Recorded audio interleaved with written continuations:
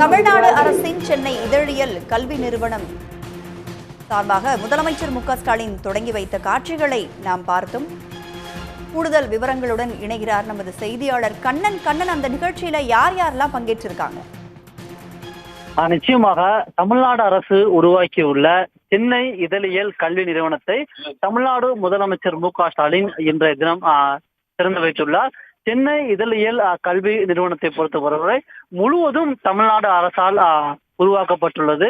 மிக முக்கியமாக கூற வேண்டும் என்றால், திறமையும் ஆர்வமும் கொண்ட பட்டப்படிப்பு முடித்த மாணவர்களை இதழியல் துறையில் முழுமையான பயிற்சி பெற்று திறமையான மாணவர்களாக வெளிவருவதற்கு அனைத்து முயற்சிகளையும் இந்த கல்வி நிறுவனம் மேற்கொள்ளும் வகையில் சென்னை இதழியல் கல்வி நிறுவனமானது உருவாக்கப்பட்டுள்ளது. நம்பகத்தன்மையை சற்றும் இழக்காமல் நம்மை சுற்றி நடப்பவர்களை எடுத்துச் செல்லும் ஒரு களங்களை விளக்கமாக இருக்கும் இந்த மாணவர்கள், இந்த கல்வி நிறுவனத்தில் படிக்கும் மாணவர்கள் தேர்வார்கள் என்று தெரிவிக்கப்பட்டுள்ளது. இந்த கல்வி நிறுவனத்தை பொறுத்தவரையும் ஓராண்டு இதழியல் படிப்பு வழங்கப்படும் என்று அறிவிக்கப்பட்டுள்ளது.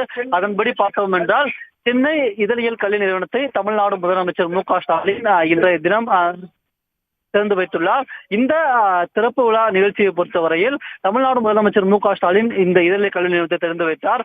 இதில் துணை முதலமைச்சர் உதயநிதி ஸ்டாலின் மற்றும் மருத்துவ மற்றும் மக்கள் நல்வாழ்வுத்துறை அமைச்சர் மா சுப்பிரமணியன், செய்தித்துறை அமைச்சர் மு.பெ சுவாமிநாதன் மற்றும் திராவிடர் கழக தலைவர் ஆசிரியர் கி வீரமணி உள்ளிட்ட முக்கிய தலைவர்கள் மற்றும் முக்கிய பத்திரிகை நிறுவனத்தின் ஆசிரியர்கள் இந்த நிகழ்ச்சியில் கலந்து கொண்டுள்ளனர்.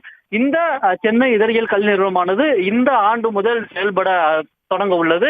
இந்த நிறுவனத்தை பொறுத்தவரையில் தமிழ், ஆங்கிலம் என்று இரு மொழிகளிலும் ஓராண்டு முதுகலை பட்டய படிப்பானது வழங்கப்பட உள்ளது.